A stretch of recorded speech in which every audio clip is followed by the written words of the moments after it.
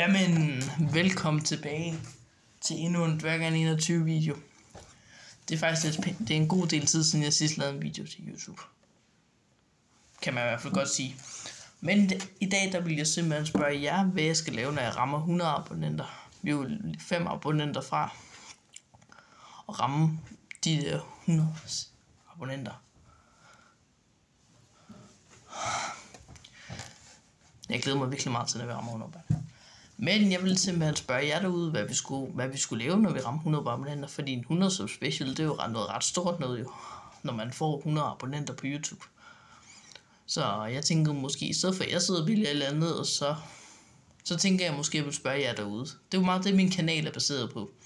Jeg spørger ofte mine fans, hvad jeg skal lave. Ikke fordi jeg giver alt retten ud til alle jer, så I skal have helt bestemme over, hvad jeg skal lave. Jeg har det, og der er også nogle af mine valg, der bliver valgt. Hvad jeg selv skal lave. Men det var i hvert fald det jeg tænkte lidt på, om I kunne skrive nogle kommentarer om, hvad vi skal lave, eller alt andet. Det kan jo være et eller andet, hvad vi skal gå live, eller alt andet. Det kunne da også være ret fedt egentlig. Jeg har aldrig været live på YouTube. Kun været med i livestreams på andre kanaler. Jeg har for eksempel været med på en livestream med en, der hedder Sushi Baka på YouTube. Jeg ved ikke, hvor mange der kender ham. Han har næsten 400 subscribers, mener jeg. Der har jeg også været med på en livestream for lidt tid siden. Det er vist 2 måneder siden, eller sådan noget. Det er i hvert fald i år, jeg har været med på en af hans livestreams. I hvert fald, men jeg tænkte, at vi kunne ramme måske 100 abonnenter inden marts måned om. Så vi kunne lave den der 100 sub special, fordi det havde jeg har haft virkelig mange planer om at lave det. Så det kunne være virkelig fedt at ramme de der 100 abonnenter, så man kunne lave en sub special. Og så kunne I jo også være med til at vælge, hvad vi skulle prøve at lave. Eller hvad jeg skal lave som 100 sub special jo.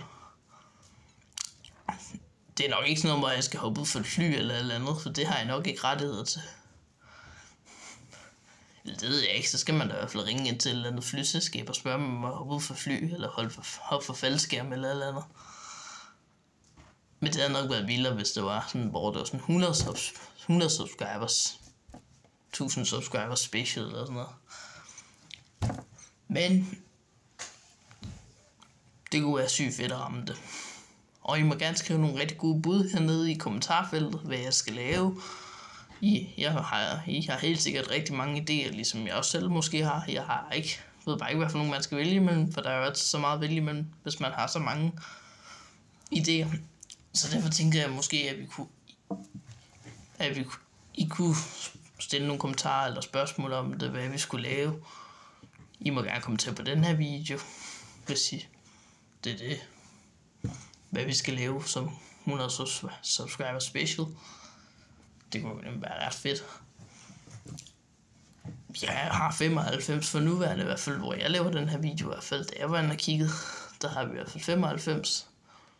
Så vi mangler 5 abonnenter, så kan vi få lave den 100 subscribe. Og så håber vi, at vi kan få endnu flere med. Lave nogle fede flere gaming videoer. Min sidste, det var det med Odyssey. Så det kan godt være snart at lave nogle flere nu, der er også kommet en ny sæson af Fortnite, i hvert fald hvor jeg har optaget den her video. Så hvis I gerne vil se en gaming video for det, så kan det også være, at jeg kan lave en planlægger over, hvor jeg laver det.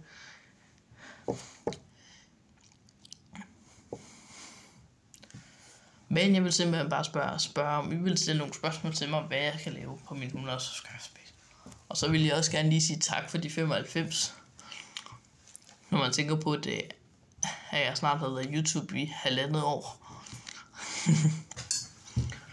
Selvom jeg var tilmeldt i 2022, men jeg begyndte først i 2023 at lave video, fordi i 2022 der var jeg jo nok, og der vidste jeg ikke en skid om, hvordan fanden man lavede videoer. Ikke engang hvordan man satte musik i shorts videoer og sådan noget. Jeg brugte heller ikke redigering og alt det der, så jeg vidste slet ikke hvordan. Jo, jeg ved så godt, at jeg havde kamera på en telefon, så jeg kunne optage det, men hvordan man satte alt det der tekst ind, hvilket jeg bruger CapCut til at sætte ind.